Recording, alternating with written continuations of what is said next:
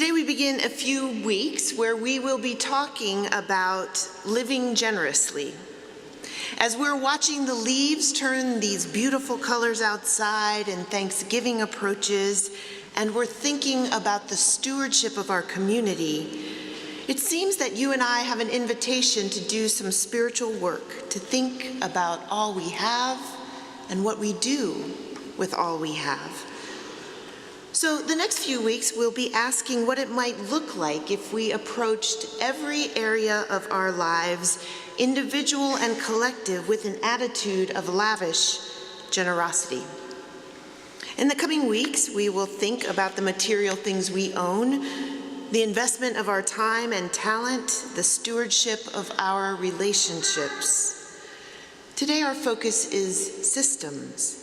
The systems that govern collective living and what it might look like if those systems reflected the generosity of God. You and I are well aware that the systems around us are largely built and maintained by greed, and our world is rife with inequity and filled with people suffering the effects of broken systems. When we talk about living generously as a people of faith, we acknowledge that our living in community must extend beyond the occasional Girl Scout cookie purchase or some spare change in the Salvation Army collection. The way we live together in community with each other reflects what we value, and there's no mistaking it.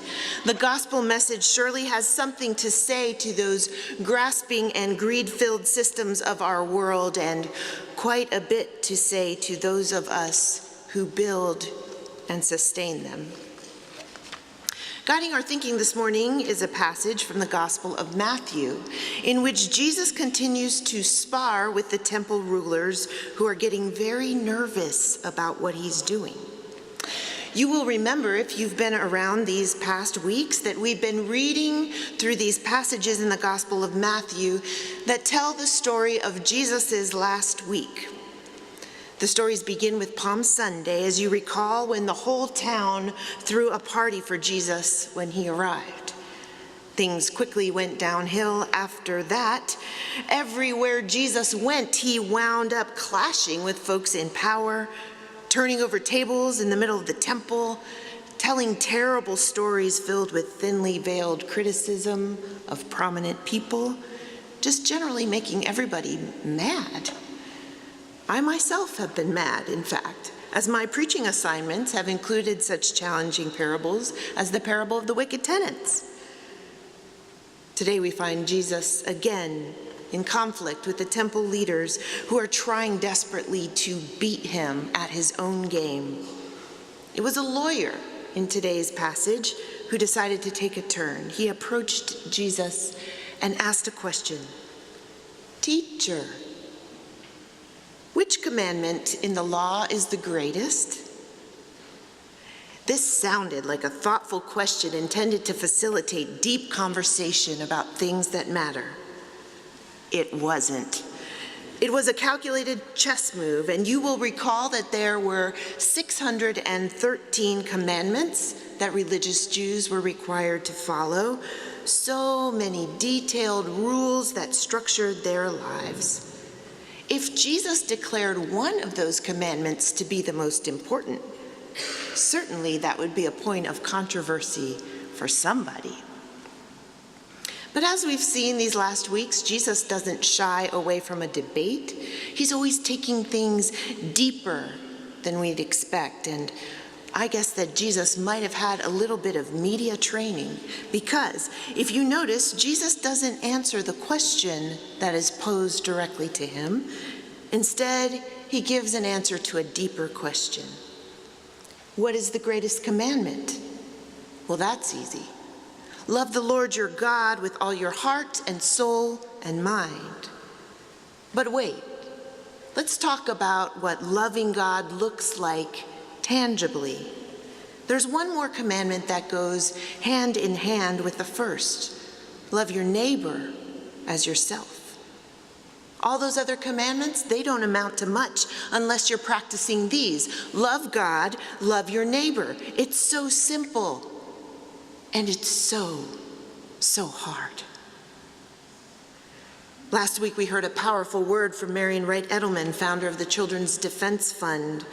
On our Children's Sabbath, she stood here in this pulpit talking with passion and intensity about the need for people of faith to challenge systems that hurt and oppress some of the most vulnerable among us.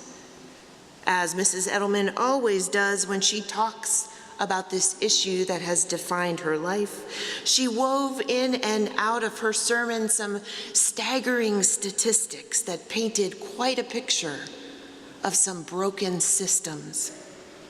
Perhaps, like me, you left last Sunday with so much of what she was saying lingering in your heart. So I went back this week to look at all of the stark realities she shared with us. Here's a quick litany of what she said, condensed. You and I, we live in the United States of America, the richest nation on earth. In our country, there is a child born into poverty every 36 seconds and a child born into extreme poverty every 69 seconds. Our children are the poorest age group in America, and the younger they are, the poorer they are. The richest 1% of Americans own more of our nation's wealth than the bottom 90%. A child is arrested every 24 seconds in the United States of America. 75% of our Latino children and 80% of America's Black children cannot read or compute at grade level. In America, a child is confirmed abused or neglected every 47 seconds. A child is killed by a firearm every 3 hours and injured by a gun every 30 minutes. One American child is killed by abuse or neglect every 5.5 hours. States are spending over 2 to 3 times more per prisoner than public school pupil. And we live in the United States of America, the richest nation on earth. Friends, this is not a picture of a system that generously includes, nurtures, and loves our neighbors. This is a system in which some people have power and others don't, in which some of us have so much more than we need and some don't even have the basics, in which some voices are heard far too often and much too loudly, while others cannot speak at all. It's all good and nice to say that we love God and that we're good people who follow the rules and read our Bibles and pray every day. But that's just the first part of what it means to be a person of faith. Jesus added the second part, love your neighbor as yourself, because that's where the rubber meets the road. With a deep commitment to love God with heart and soul and mind comes to bear on our daily living. You can claim to love God all you want. Loving your neighbor is how you show you love God. Because we can never forget that we are all, that's right. We are all tied together, that we live in a world of mutual dependence, that how we behave in relationship with each other is important, and how the choices I make have effects beyond just me. But how? How do we, people of faith who say we love God, create generous systems in this world that is so very broken? This is how. We begin to understand that the statistic of a child born into extreme poverty every 69 seconds, a child injured by a gun every 30 minutes, a child who doesn't have a safe school to attend in the richest country in the world, these are more than just statistics. These are our neighbors. We cannot love our neighbors as Jesus instructed unless, when we hear of such suffering, we immediately question the systems that are causing that suffering.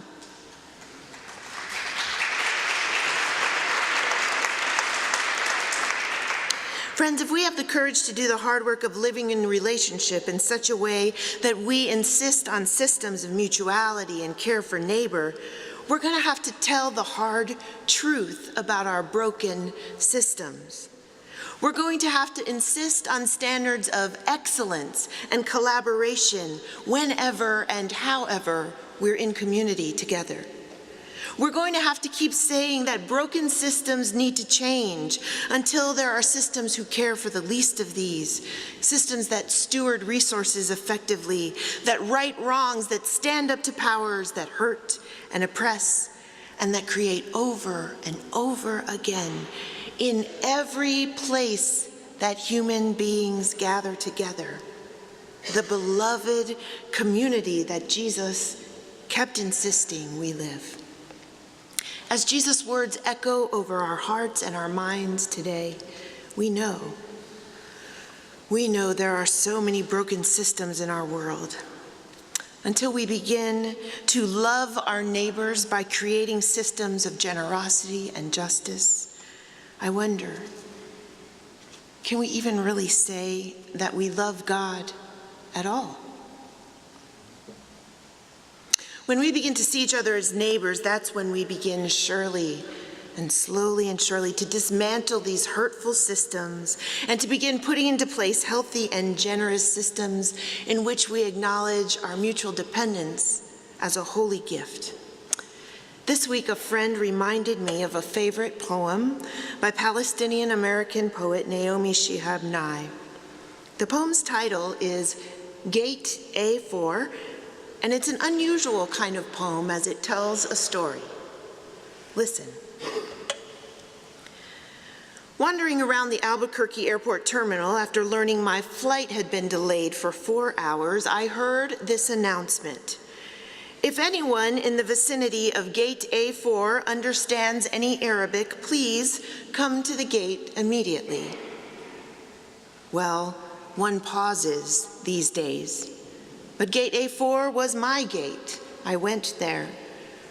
An older woman in full traditional Palestinian embroidered dress, just like my grandma wore, was crumpled on the floor, wailing loudly.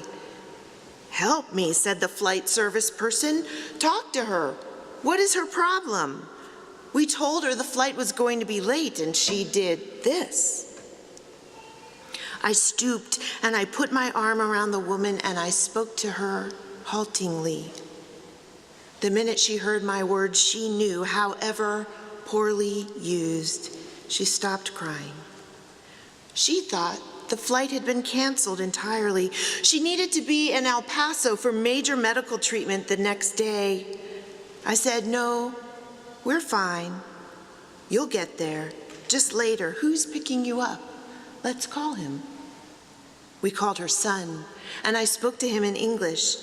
I told him I would stay with his mother till we got on the plane, and I would ride next to her, Southwest. She talked to him, then we called her other sons, just for the fun of it. Then we called my dad, and he and she spoke for a while in Arabic, and of course found that they shared 10 friends. Then I thought, just for the heck of it, why not call some Palestinian poets I know and let them chat with her? All of this took up about 2 hours. She was laughing a lot by then, telling about her life, patting my knee, answering questions. She had pulled out a sack of homemade mamoul cookies, little powdered sugar crumbly mounds stuffed with dates and nuts, out of her bag, and she was offering them to all the women at the gate. To my amazement, not a single woman declined one. It was like a sacrament. The traveler from Argentina, the mom from California, the lovely woman from Laredo, we were all covered with the same powdered sugar and smiling. And then the airline broke out free beverages from a huge cooler, and 2 little girls from our flight ran around serving us all apple juice, and they were covered with powdered sugar too. And I looked around that gate of late and weary ones, and I thought, this is the world I want to live in, the shared world. Not a single person in that gate, once the crying and confusion stopped, seemed apprehensive about any other person. They took the cookies. This can still happen anywhere. Not everything is lost. The poet says it well. This world we live in is a shared world. All of us who say we love God with all our hearts and souls and minds must create and sustain systems of generosity where we begin to take our calling as stewards of each other so very seriously. I'm afraid Jesus won't stop saying things that challenge you and me to our deepest core. You say you love God? Show it by creating a world in which we take seriously Jesus' instruction to love our neighbors. Amen.